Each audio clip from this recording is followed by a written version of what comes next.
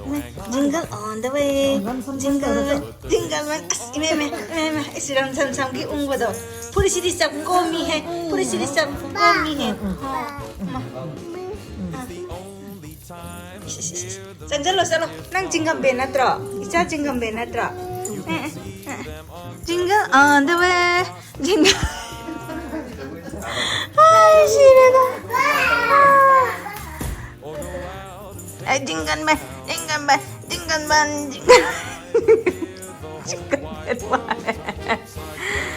Ay, isa sa jingle ben wara ba? Ha, jingle ben wara ba lale. Jingle man. Jingle man. Jingle man. Jingle benawa. Bye, hai girl. Mayanda, bye, hai girl. Bye, hai girl. Asira lepa ka. Sa. Bye, hai girl. Bye.